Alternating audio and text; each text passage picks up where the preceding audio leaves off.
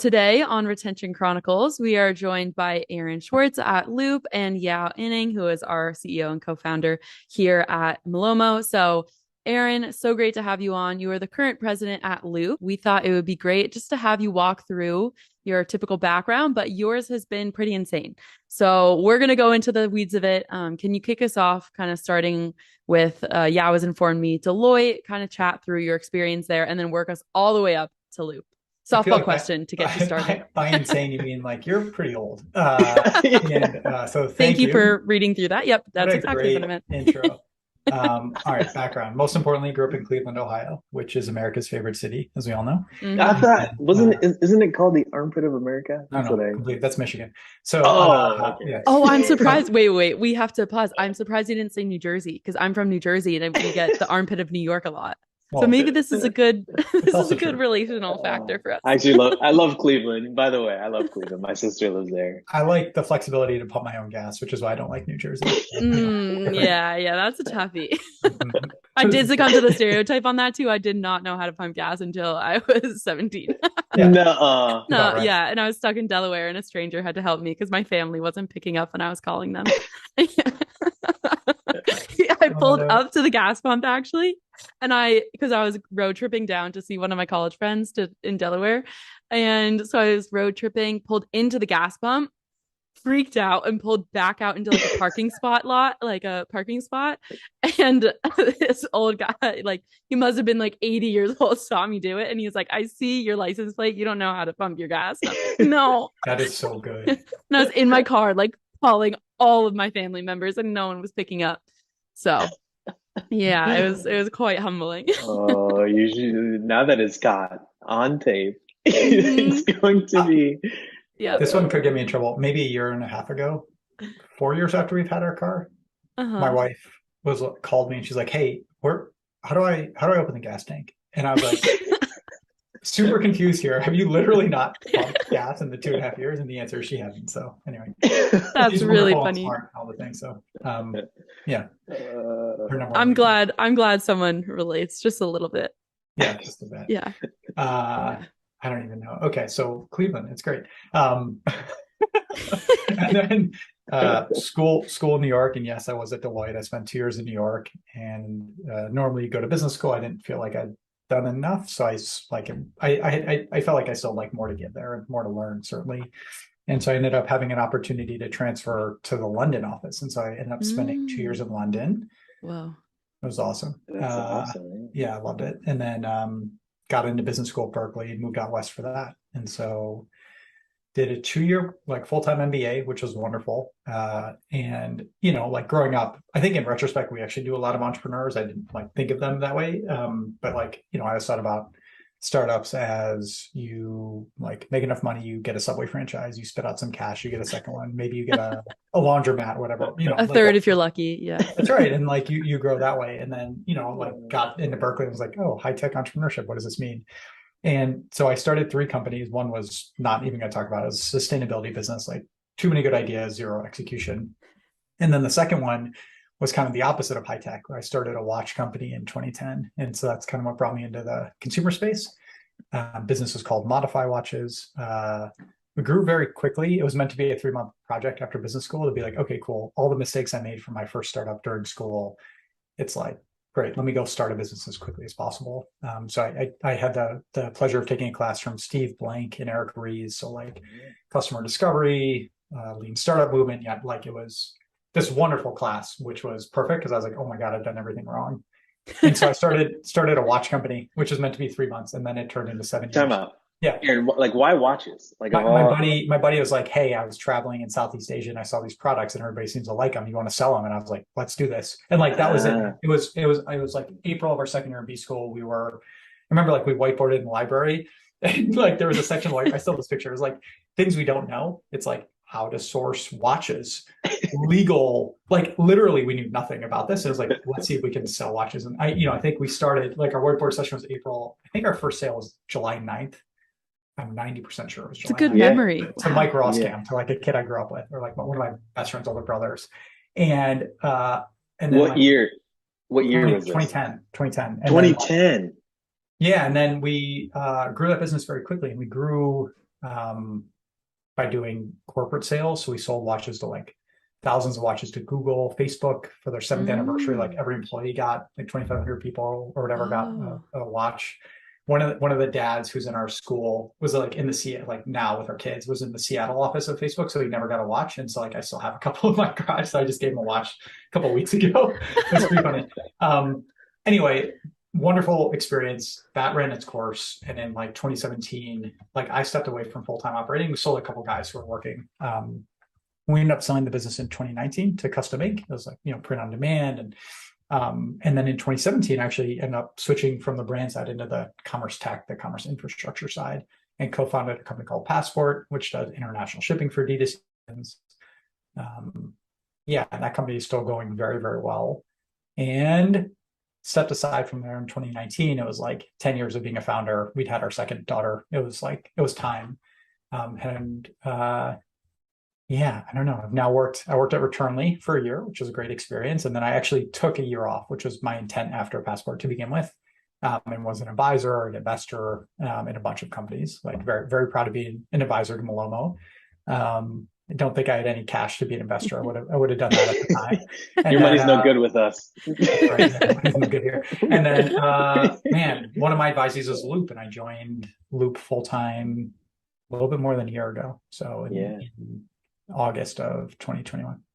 So I want to unpack this a little bit. Yeah. 2010, how old were you? You were like probably 50 then, back in 2010. You're the worst. I'm a millennial, which is my favorite thing to talk about with all the youngins at the office, where they like the soul guy. I'm like, we're in the same generation, friend. I was 28 when I started Modify. Okay, all right. I'm just kidding around. I turned 40 this year, yeah. Thank you. You did? I made it. Wow. So you missed all the 40 under 40 lists. You're this close. That's right. But wise by the years. Okay, so Modify, like what was the watch? Like why would Custom Ink even want this? I'm curious. Yeah. Oh, this is gonna be great. It's like Custom Ink is print on demand, right? Yeah, I was gonna ask the same question. I was like, I need the connection there. Can you see this? Sorry, I turned off my cell. Yeah. Oh yeah. You see what it is? It's a watch. Yeah, let's click on that. There's a baby on my chest. For those listeners who can't see. Oh, I don't know if there's a video. I didn't realize how this works. There is a watch, and it is print on demand. So that's a picture of my younger daughter on my chest giving my wife the middle finger. Oh, I love that. So the watch company started, it was interchangeable watches. So the watch face and the watch band were separate. And the idea wasn't like, I'm a watch. I like hadn't worn watches. I wasn't like passionate about it, but it was the ability to do customization. So if you think about like modular components, if you own 3 watches, like a blue, a green, and a black, you now own 9 watches, because the blue watch face could go with the black strap, and the green could go with the blue, and whatever. And so it started as like the original name was Swap Watch, so like interchangeable. I think you could swap it in and out. And the thing that we were testing from the beginning wasn't like, do people love the watches, or do the watches work? Are they like the best watches in the world? It was, will people buy 3 pieces or more? Because if what you were doing was buying a single watch, then we were competing with Swatch, or we're competing with like real watch companies. But if Yaw, you were to buy like the blue face and then like a black strap and a green polka dot strap, the intent is obviously like you're mixing and matching. And then like we thought we were on to something completely different. So it was like getting into the customization world. Yeah. Right. And then what we moved towards was like not just color blocking, but also print on demand. So we had people who did like photos of kids or houses or dog, like whatever was, you know, their passion. We did sports licensing. So we had the NBA, Major League Baseball. We did NFL through a partner. It's like all the like we Live Nation, Dead Mouse was one of our first licenses. Domo, like a character, like random stuff. Yeah. And then we started doing influencer work as well. So we did like blanking on her last name, Catherine, somebody who was like one of the first on like the early Bachelorette. Like we start like everything that you're seeing with like influencer, like we started doing that where like they would get 20 or 30% of the revenue, and like we would print it all on demand when things would sell. And then we did corporate gifting too.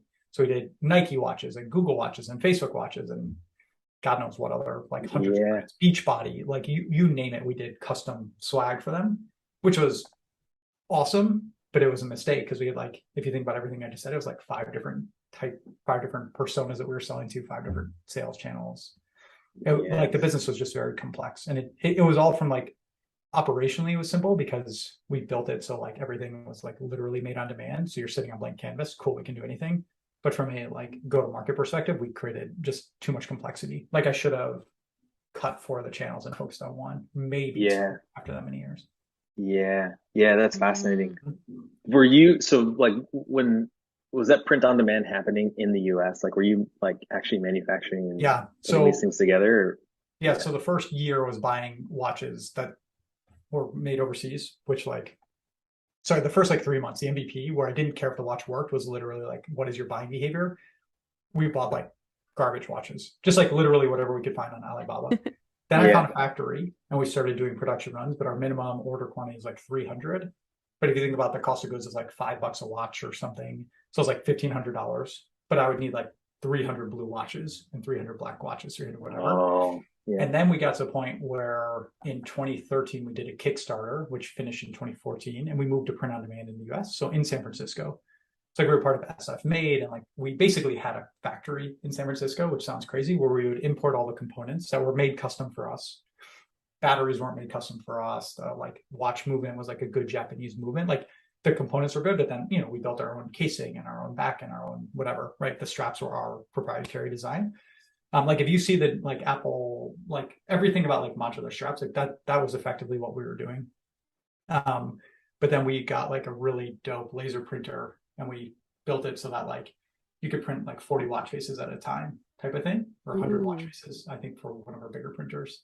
Yeah. And yeah, so like my co-founder Ashil is like an incredible creative director. So like he would do just insane designs, and we built an awesome design staff, which is cool to see them all go to different places. I'm like, you guys have like a much better situation than what you were with us. But yeah, that was that.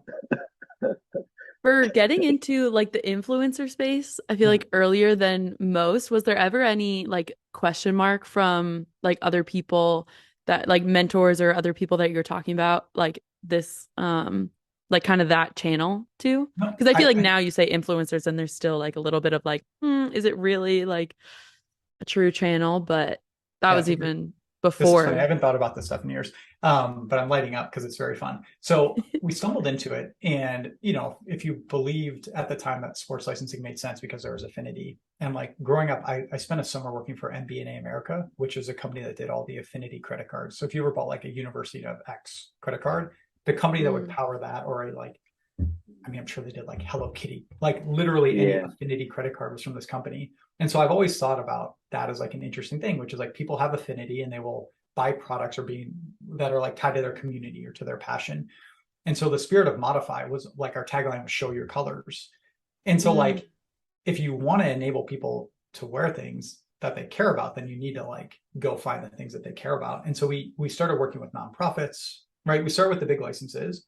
And then we kind of stumbled into, oh, wait, they're micro influencers, right? Like we talked about it that way, that you have these like really small affinity groups. And if you think about like a D2C brand today, what you ultimately want is you're talking to a narrow audience.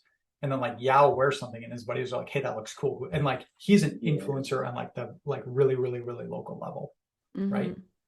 And so I think people saw it and they got it. And we actually like were able to raise some money when we switched to that model. The thing that I screwed up on is we had very high sell-through of our early influencers. And then what I tried to do is game it where, and I wasn't like intentionally trying to game it, but I was like, the metric I care about is having more influencers. It wasn't more high quality influencers. And high quality not defined by like my taste or your taste, right? But high quality is defined by people who are buying this product. And so we spent a lot of time onboarding more and more and more people, not time onboarding the right people and making sure that we were like honing the model. And so that's where we went sideways, is we took on all this fixed cost of doing the onboarding and the sales and the partnership work, instead of being like, hey, maybe we just need 50 this month, not 500. Okay. Yeah. Try to go. I still think this is a huge business. I just like, I'm not the one to build it anymore. I was like, I've seen a lot of different aspects of what we're doing, like come to fruition in a massive way. And I'm like, as all insight doesn't matter, like execution matters. And we like, you know, that was my feeling. Is Custom Ink still selling like these watches? Or like what I looked 6 months ago. I think they deprecated during COVID. I mean, it was a super small acquisition. I think it was like a nice to have product. It wasn't, you know, I don't think it was a core piece of the strategy. Yeah. Okay. But I still have maybe like 1,000 in my garage. If you guys want any, let me know. Malomo watches. Vintage. I would 100% take one. That'd be cool. 100%. Yeah, Like what made you like switch from that to launching Passport? Like, Yeah. So in 2017, I knew I wasn't going to be doing Modify full time, and I took a step back and I started helping a bunch of buddies with their companies. And it was, I, hadn't been gainfully employed in almost a decade, if you think about it, right? Like I left Deloitte in 2007, and I've been running my own business, and like we did a lot of stuff. I didn't know what a product manager was. I didn't really know what being in BD was. I didn't know any of this stuff. Like I remember interviewing with like a very senior business development person at Facebook, and like literally 20 minutes in the call, he goes, this isn't going to work. Like you don't even know what this term means. And I was like, well, now that you explain the term, I like have done that thing, but I have no idea what that term means. And by the way, I think he was right not to even like consider pushing me forward, because like the bar should be extremely high. But it was like I truly didn't know what to do. And so I wanted to just go broad. And so I spent time with half a dozen different founders. One who was doing an aircraft, like basically like a private airplane company, who's just like a brilliant guy. And I was like, this is not something that I'm passionate about, but like interesting. And I was helping him with like customer service messaging and how to like communicate and how to think about like business strategy. One of my friends runs the company Boba Guys, which I don't know if you see him as like a killer bubble tea company. It's like the kind of like the new wave of bubble tea, like all sprouts from what these guys built. Yeah. And he was my year in business school. And so I spent like 4 months helping them a couple days a week. Like this was all unpaid. It was just like, let me spend time with you guys and explore. And then Alex, who's the Passport CEO and my co-founder, had an idea around something to do with shipping. And there was like some loophole, and he was like, hey, I think there's something here. Anyway, that loophole ended up not really existing, but we spent a bunch of time together. And like the insight that I think we got to was like Modify had 20% of our traffic was international, but 5% of our revenue was international. Does that make sense? So like there was a disconnect between like we had money, like there's latent demand for the product, but people aren't buying it. And maybe part of it is like it's a different shopper, so they wouldn't buy it. But the reality is like they weren't buying it because shipping is a pain in the butt. And if you live internationally, you don't know if you're going to get the product or not. Do you know what I mean? Like you don't know if it's going to show up, or if it's going to get stuck in customs, if you're going to get hit with a fee. It was just like a very bad experience. And so you have to really trust a brand to do that. And so that was the genesis of Passport, was how do we build a shipping company that is like extremely high touch customer service and removes anxiety. So it's like, frankly, a big piece of it was tracking, right? Which I know is music to your ears, but it was like, you live in Canada, it's not going to be there in 2 to 4 days. It's going to be there in 4 to 8 days. And you don't know if you're going to get hit with a fee. What if we were to give you actual visibility into where your package is, tell you exactly what your fee is going to be, and just like, God forbid something goes wrong, you have somebody you can contact and say, what the heck is going on? And so the experience before Passport was you would contact the brand, and the brand would be like, I don't know what's going on. Call Canada Post. If you work with us, we solve the problem for you, right? And so like if you're a shopper, it's easier. If you're a brand, you no longer have the headache of customer service. So that was kind of the insight behind Passport, and the company is growing like a weed, which is cool to see. Yeah, that's incredible. And like, what is there anything around that, like around international shipping, that like makes it like uniquely hard or complex? Yeah, I mean, if you think about, you ship from your 3PL, you're a brand owner, and you ship to somebody in Canada. Let's just keep it simple. And you use FedEx or DHL. There's a reasonable chance that it never touches a FedEx truck. It might be picked up by a USPS truck because it's like a USPS work share, and then deposited. And then it might get handed over to Canada Post. And then it might get handed over to a local last mile delivery company. So you're paying FedEx or DHL, whatever in that example, but FedEx is never actually touching their product, right? They're coordinating somebody else doing it. And so if you think about like, logistics is easy if it's like walking to your neighbor, right? When you start adding legs or different consolidation points, and it's further, so there's different weather patterns, like everything is just more complex because, first of all, you do not own the whole chain. So you're at the whim of somebody else. And even if you're a big partner, you don't know what's going on at that. Like, I mean, like a couple of years ago, one of our partners had like tornado in Tennessee and their warehouse was down. It's like, everybody was okay. Do you know what I mean? Like after you get through like the business, the human side, all of that, then it's also like, okay, cool, but we have no control over what happens with those packages. It's going to take an extra week. You can't like go pick it up and go solve that problem, right? It's already in their Yeah. system. And Yeah. so I think just like globally is painful because the logistics, you can't own assets everywhere. So therefore it's Yeah. almost better to own no assets, or like Yeah. only own assets at like the crucial points. And then getting information from different people's systems is hard, right? Because in that example, it's like USPS handing off to Canada Post, handing off to Last Mile, or your 3PL handing off to USPS, handing off to Canada, right? So it's like there's visibility concerns. And then there's like different tax regimes where this country you pay X% if the product's provenance was in Pakistan. It's different than if it was in China. It's different than if it was made in Mexico or whatever. So it's just like all the complexity in one. Yeah. And you're shipping something that's this big. Like, it's still got to get there. And people have like, well, it needs to be here in 7 days. It's like, well, it's probably a pretty hard challenge. So I think that's it. It's like the things to do are like, obviously choose good partners, get good visibility, staff up with customer service, and like get really good at pattern recognition. Like theoretically, every package into Berlin is stuck in customs for 3 days.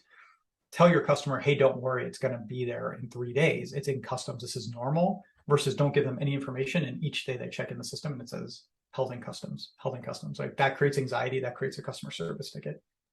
Get away from that. Yeah. I think that's so two things, like as you're talking through that's sort of fascinating to me. And like I didn't really realize this or recognize this until we got deep into Malomo. Like the amount of packages that are maintained or delivered by not the people who you bought the shipping from. Like I'm learning this in real time right now. I didn't even know that. It is astounding the amount of carrier handoffs that happen. The other thing that's kind of interesting is like to think about FedEx as a delivery company. It's like, oh, actually, a lot of times they're a broker, and like they themselves are like working with a whole host of third parties. And then you start to think like, well, why are they doing that? And then it, like the other thing that was in my mind is like, it's amazing that anything makes it anywhere through any delivery service. Like legitimately billions of packages moving across the country in a very coordinated way. Like the fact that anything gets like anywhere crazy. Is sort of nuts. Yeah, it's sort of nuts. Like I think about like it takes me an hour to drive in rush hour traffic. Like if I'm driving something to somewhere, like it's just insane. Yeah. So you have an interesting perspective because you've been both a brand operator and like been on the SaaS side of the ecosystem. Like, what do you think about the two roles? Like, is there anything about those two worlds that translates well? Like if you moved back from being a SaaS operator to a brand operator, like anything that you've learned or picked up or like discovered translates back and forth?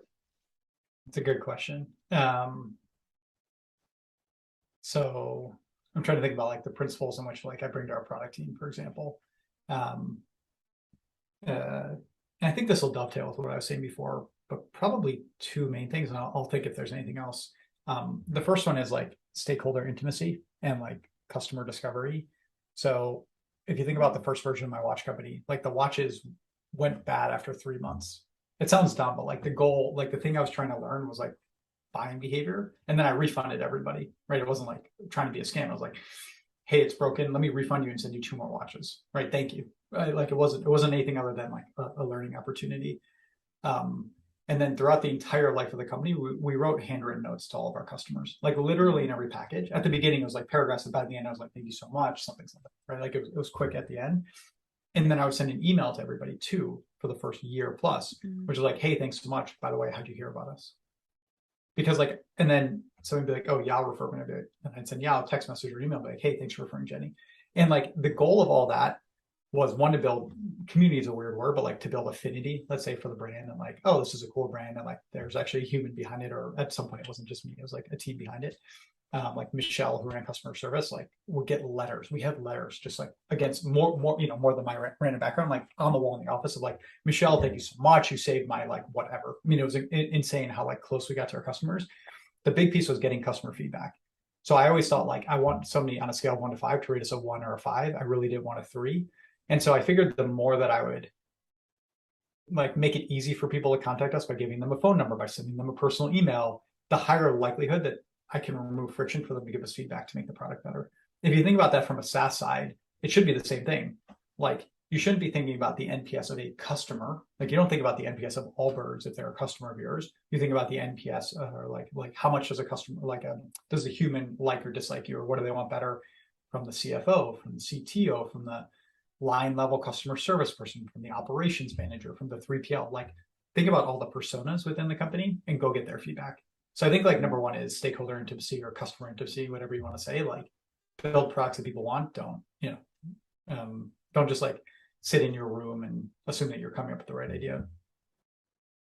So that's one. I think number two is just focus. So like, think about, again, the Modify story. We found like 4 or 5 channels that were going well. We should have shut down 3 or 4 other channels, right? Like, we just should have been focused. And if you think about that with Loop and with product, one of the things we've talked about, like a mantra for the last 6 months, has been building fewer, better products.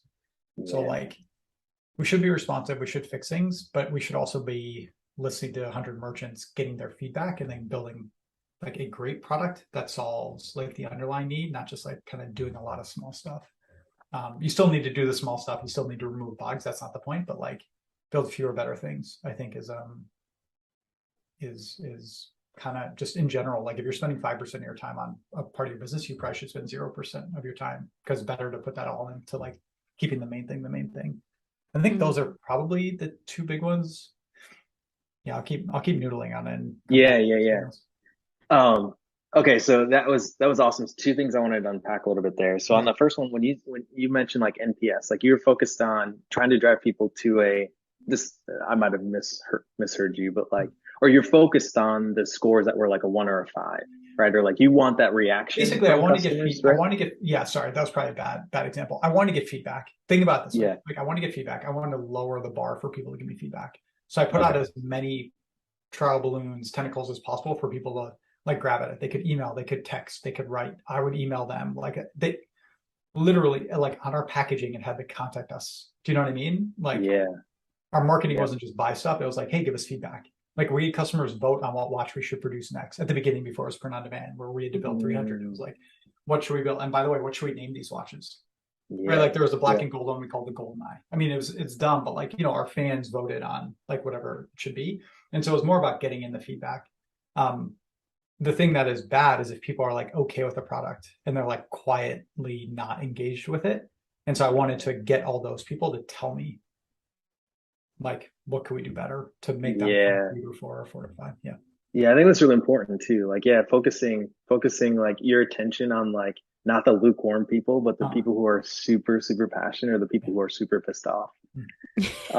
Right? Because like that's probably where all the insights lies, in the polarization. I think a lot of people will look at like the averages of your NPS score and be like, oh, I'm actually just a 4, and that's okay. Well, it's like, no, maybe not. The idea then ultimately was like, move those lukewarm people into loving us, and like make it easier for them to tell us what it would take for them to enjoy it. So then did you more so focus on the 3s versus the 1s? Like, trying to move the 3s to 5s, or like, well, the ones I figured were going to be very loud. I feel like I'm mixing metaphors now, so this is probably I've probably like set us down a bad path. The way I think about it is like, the 1s were going to be loud, 3s were going to be quiet. I wanted to make it easy for the 3s to tell me. Like, the 1s were going to tell me, hey, I want a refund. I hate this. Fine, have a refund. By the way, I've already, not like, oh, here's what I can do. I like would send an email which would say, I've already refunded you and I've sent another one. I'm so sorry. Can you please tell me something? Right? Like, so I would try to learn from them. But the answer is like, I thought about like, we should be getting insights from everybody. Okay, that's super powerful. Yeah, I love that. So go ahead, Mariah. Well, I was just going to ask, because it seems like there's a lot of different channels that you were offering for your customers to give that feedback in, which I think is great. But was it kind of chaotic ever to like take all those different ways that customers could contact you and then like aggregate it into one? Because you said like phone number, like surveys, emails. We had like we had a Google Voice number, which was 619, which is like the San Diego area code for whatever reason. That was what was available. Modify 5, and then we were like, this is dumb. Nobody wants to pick up the phone nor listen to voicemail. So like we finally deprecated that. No, I mean, we used Help Scout, which was years ago, and I think it's still like a good tool. Just anything like consolidated all. We didn't leverage like Gorgeous or Customer or Resent. Like we were never at the scale to really make that. Cool. Okay. Okay, then the second thing you mentioned is focus. Yeah. I'm curious too on this because, like, I think this is kind of interesting topic, especially right now. I feel Mhm. like in the ecosystem generally, right? Like merchants are looking to their tools to do more, so they can have like Yeah. one tool to rule them all, Yeah. versus like the merchants who like that lays like the what's that the Swiss Army knife, right? Yeah. It was super tactically good Yeah. at this one thing. um I think now you're mixing metaphors, but I know what you're I saying. am too. I feel like I We're good. probably am. I follow what you're asking. That'll be the theme of One this one to The episode. one. Swiss Army knife, yeah, the Swiss Army knife does a one thing but also seven other things. You got a corkscrew. Um, Oh Look, I man. mean, you and I have talked about this. Yeah. I think for most things you probably just want a bundled solution, and like done is better than perfect. Make it really easy. I think there are a handful of things where like you want something great. And so um I don't think that's the same for every brand. But if I'm building my brand right now, right?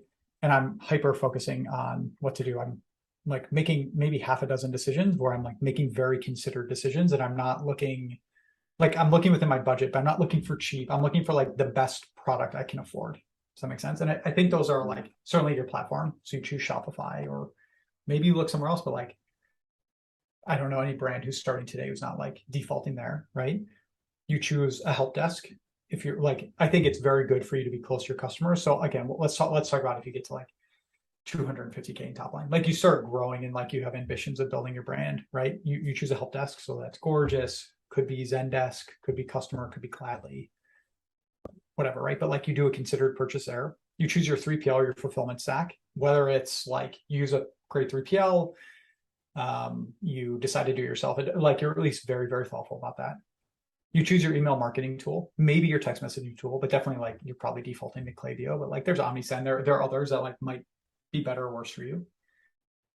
You definitely choose your returns platform, because like every one of your customers is going to look at your return policy. Depending on your vertical, 30+% are going to return a product.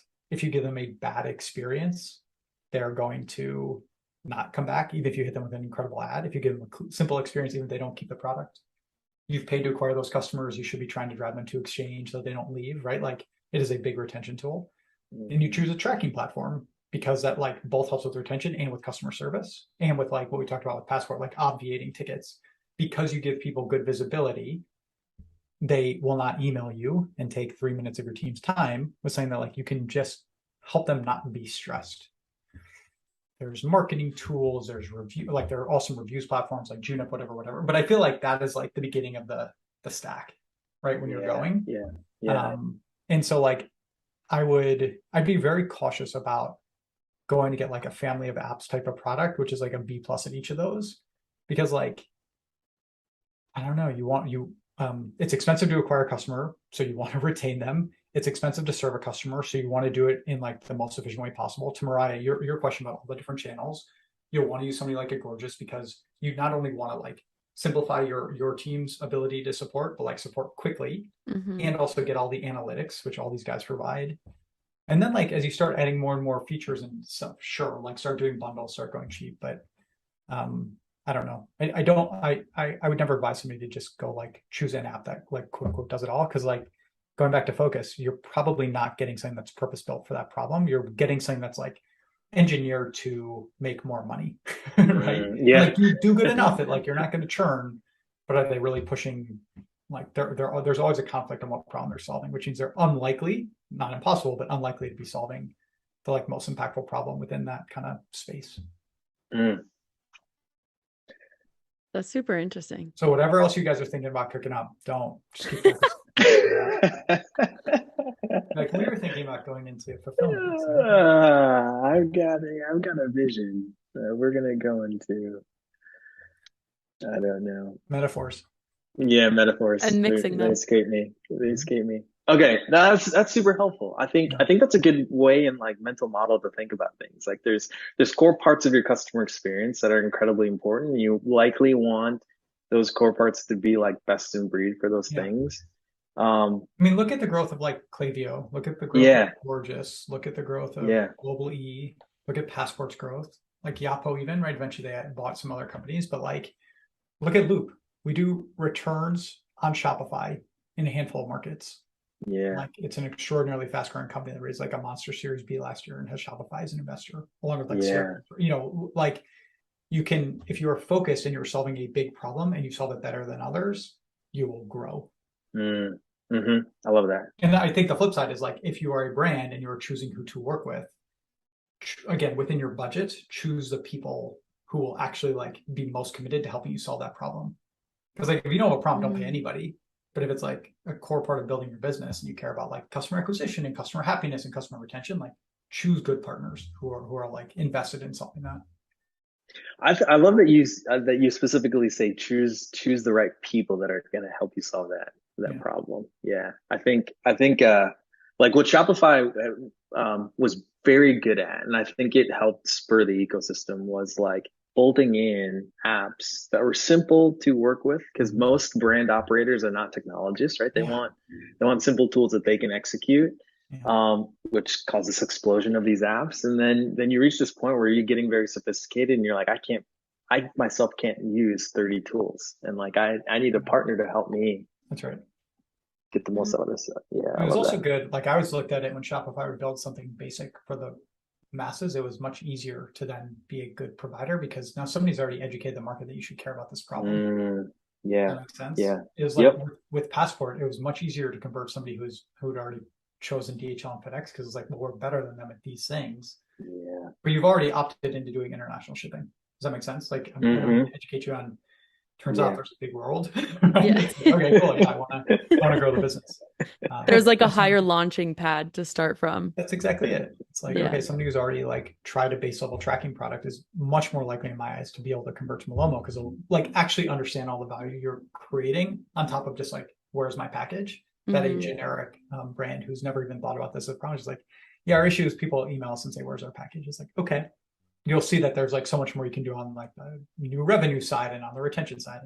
Yeah. And feeding into that awareness too, if someone's already used a software to solve for, say, the like one issue, say order tracking, and they used a different software, then they're also aware of like problems or things that they weren't able to solve for using some of their platforms. So they go in like with that higher launch pad of knowing this is just, you know, what the best practices, what you should be aware of in the space, but they also know specifically to their issues that they're looking to solve what they need to do more a little bit. And Mariah, I think it's very helpful at that point for you to interview them and be like, what are all the things you didn't like?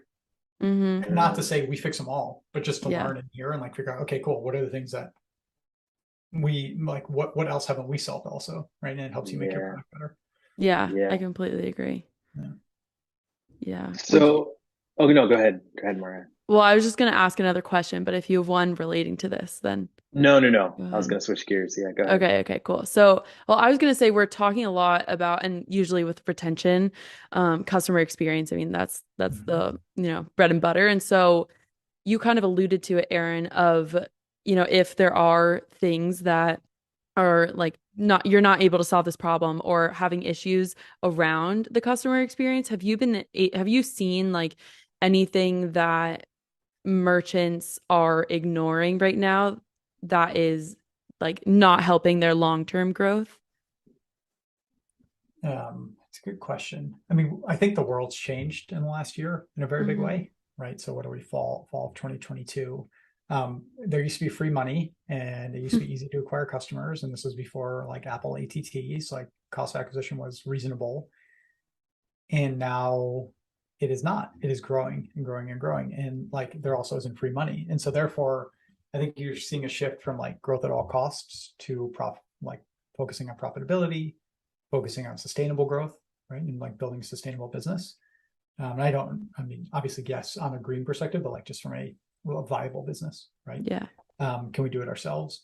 And so I think like retention is a massive piece of this. I think if you think about like what builds like profit, it's both sides. One is top line and two is shrinking your bottom line. So like on the shrinking your bottom line, you know, you want to work with partners who are going to help you. Like something that we spend a lot of time doing is like helping route packages through a more efficient means, helping you get products back on shelves quickly helping you get products on the secondary sales channels like Arrive or Recurate or Treat or Trove, right? Like, so that even if it can't be sold through your primary channel, right? Like you can still like capture some revenue from it instead of letting it sit on a warehouse when it's returned. And so like there's a big focus there. There's a big focus on loss prevention, like not allowing bad shoppers to scam you. Most people are honest and will send back a good product. There are a handful who will, you know, send back something completely scuffed and get a full refund. And, you know, so like giving insights into like, you know, we know a lot about customers that our brands don't necessarily, or they like don't have the capacity to tie it all together. It's like we help brands with that, right? So there's like the cost side. On the retention side, like on the, okay, if you want to do sustainable growth, like how do you grow? Literally just think about the fact that you've paid to acquire a customer. 30% of your customers are going to return. You should be doing everything in your power to retain that shopper. Right? Like we spent $50 from Mariah to buy our product. There are a couple of outcomes. There is she returns it and we give her a really, really, really bad experience. Guess what? We make her jump through hoops. It's painful logistically. We charge her a $10 restocking fee. We charge her a $10 shipping fee, but we didn't tell her that this and like the FAQ. So like she's surprised by this. It's only returned for store credit. But again, we weren't explicit about that up front. As long as you're like clear, right? That's fine. But we're bad. It doesn't matter how great our next collection is. There's no world in which Mariah is repurchasing. No. Alternatively, you right, like none of us are, right? Like you return, it's like, cool, we're sending a pickup to your home tomorrow. You don't even need to package it. Oh, by the way, we've already refunded your credit card, something.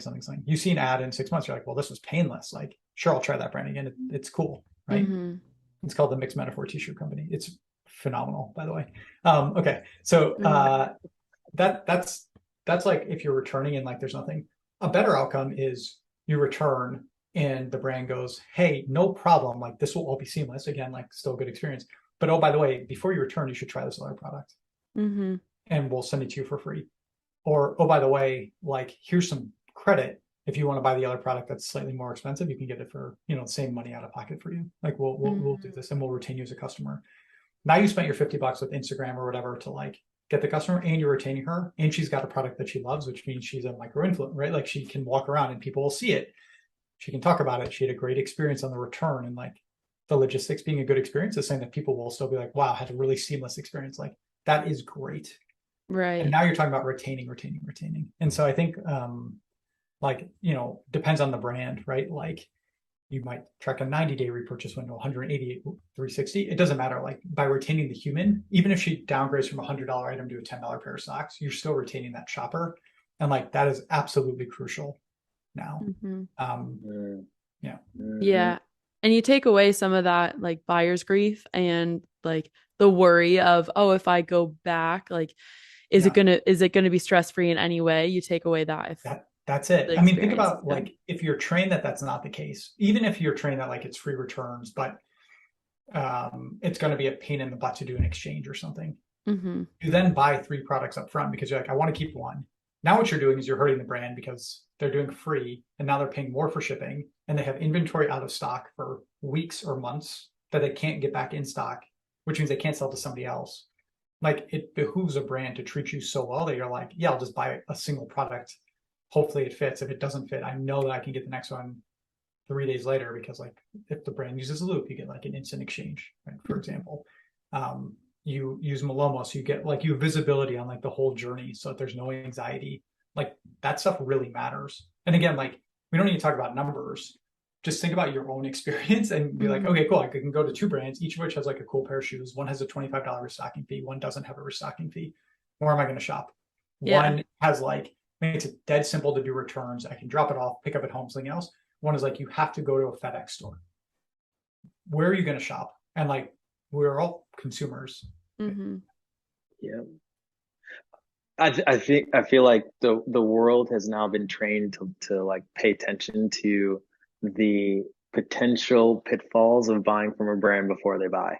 Like in I'm wondering if there's like, even if you guys have seen any insider on this, like the silent killer of like not having a transparent returns or exchange policy. Like what revenue did they actually lose by not having a policy that was like super seamless and easy?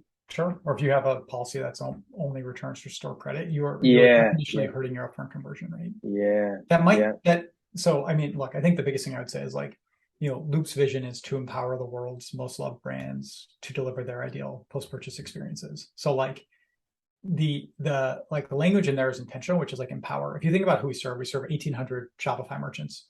We serve like Allbirds, Kizik, like some of the biggest footwear brands. We serve some of the smallest brands, right, that you would have never heard of. We also serve intimates brands and swimwear brands, and right. And so like the idea that like we would tell them what their policy is crazy. Like everybody should have a different policy, and like every shopper within that brand should get a different experience. A VIP customer might get a different experience than a first-time customer. And so like our job is to empower them to create the experience that they want, regardless of what experience they decide. If it is not transparent to a shopper, you can under promise and over deliver. But if there's anything like negative that isn't communicated, that is a huge risk to the brand. It then creates somebody tweeting like, can't trust these guys, something. And like, how detrimental is that?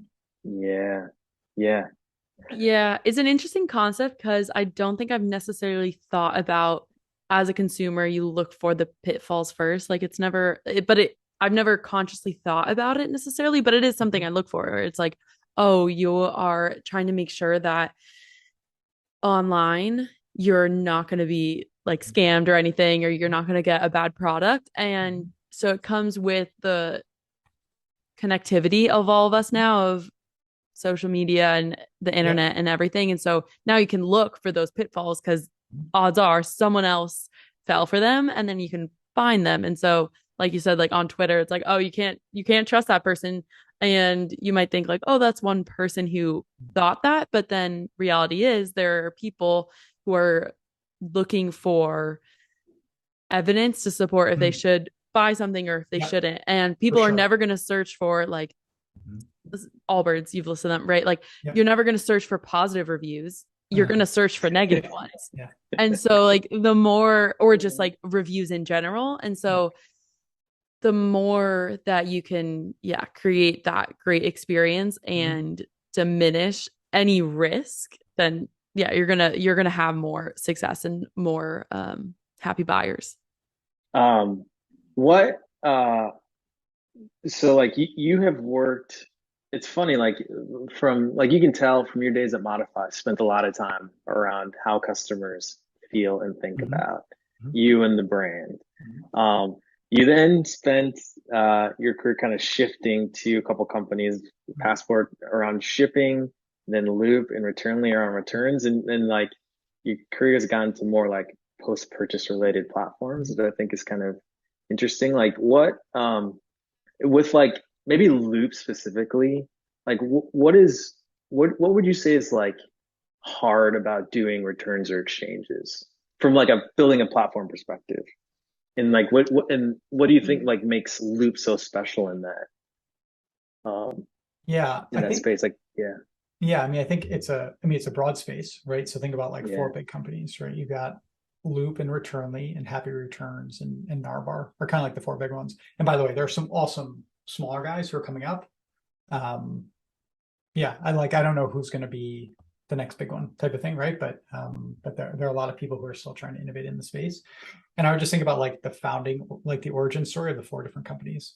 So the CEO of Returnly is brilliant. He was like a 4-time, I think, fintech founder, and Returnly is a fintech company, right? And it got sold to a fintech company, like a firm, and it does this wonderful, like it came out with the innovation around like instant credit. So it would like validate if Yaw is a trustworthy shopper. If he is, then like let him buy the second item before returning the first one.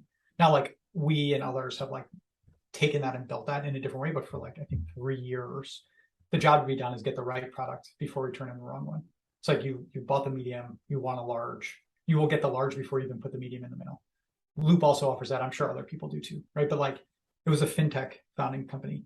Narvar, Amit, CEO, brilliant, was at I think he was at Walmart. I'm sure he was elsewhere too. Yeah, but Apple, like, I believe too. Yeah, like understands supply chain, understands the notification world. And it's like Narvar is a tracking company and notifications, and now they've added on returns. So it's like it's coming at it from a different place, right? It's like more about the notification, less about the like return exchanges experience. And you can see that in their product and what they have and what they lack. You look at Happy Returns, like David, and I'm blanking on the other co-founder's name, but like, had like sold a company to Nordstrom, like again, brilliant in e-commerce, brilliant in customer service and logistics, and built a logistics company. And Happy Returns also is a software product. But like Loop partners with them because our customers want to use our software, but they still want access to the Happy Returns return bars. For example, like most of our biggest customers are actually using both of us. Even though they could use free Happy Return software, they choose to pay us as like a premium product because we create so much value, but they create so much value on the logistics side. And then you look at Loop, and like the Loop founding stories, Loop was spun out of Chubby's, and like the first few customers were Chubby's, Allbirds, and Cotopaxi. And so like Loop was founded by a team of operators plus Shopify agency owners, and like, you know, the team at the Shopify plus agency. And so like if you think about it, like I think the DNA of the company is actually understanding the customer. It's not coming and saying like, hey, we're a fintech company or we're a logistics company or we're a tracking company. It's saying like, we're a supporting brands company. What are the biggest issues? And so like issue number one was like somebody would email 4 times for an exchange. How do we just make it so it's self-serve and at 2 a.m. you can do it on your phone? Cool. Issue number 2 is we paid a lot to acquire this customer. How do we make sure that she can stick around as a customer, right? Like Mariah, we were talking about before. So it's like you added the bonus credit in Shop Now, which is like the second innovation from Loop. And if you think about like what we built, it is building things that people want. It's not building things that come from our brains of like, oh, we are logistics people, so we see the world this way, or we're tracking people, so we see it this way. And so like you see what we're doing now is we are not agnostic. I would say like we have a very strong opinion, but we are building a ton of logistics partners to help our clients get much more profitable. And like we are big enough that every logistics company wants to work with us, so we can negotiate better rates for our customers, and we can help them with routing to a refurbishment place to get it back on shelves as quickly as possible, as cheaply as possible, to then resell through Arrive or Recurate, like I mentioned, right? Like, I think it's more of a DNA thing, I think, for the company, is like, what problems are you trying to solve? And for us, it's always been about like, how do we help brands grow? And for 3 years, it was how do we help brands grow extremely quickly? And now it's about how do we help brands grow sustainably? And so like all those learnings from before are still useful. And then you add on the scale that we have, and therefore like the negotiation ability that we have with all logistics providers, and you kind of blend those. And I think that's where we kind of shine. That's great. I love that perspective around like who was the founder of the founding story. Like it obviously influences the way in which that company views the world and how they build products. And like I think that's such a beautiful way to like look at those differences and like, I mean, why it's you definitely choose. like a simplified version, but I would think more like who are the first like 20 or 30 people, right? Or the first 10 Yeah, sure. recruiting the next. It's like, I actually think because of, I wouldn't say that story works necessarily everywhere, but in this industry, it almost for sure does if you look at the products of how they've been built and the perspective. And again, there's no judgment there. It's not good or bad. Yeah, it's just different. You can see the difference. Yeah, yep. And the merchant has the choice to figure out what is the most. They know what the right choice is, but sometimes they make mistakes. We're all human. We'll come back. We'll see them 12 months from now. No, it's good. Yeah. Oh my God. No, that's great. Like I think it's super important to take all those learnings in, and I know we're coming up on time, so we can, if either of you have any closing remarks, feel free to share those. But this has been so fun, Aaron, just to get to learn and chat. I know you and Yaw do this like all the time, but to kind of be a fly on the wall and get to pose some questions has been fun. So thank you. This has been great. Thank you. I don't think I have any insightful closing remarks. Buy Malomo. Buy early, buy often. Is that good? That's great. You'll get your payment later. To join. Yeah. give me $20. I can manage that. No. Awesome. Thank you, Aaron, so much. Thanks, team. This is really fun. This is a lot of fun. Yeah. Bye. Cheers. See you.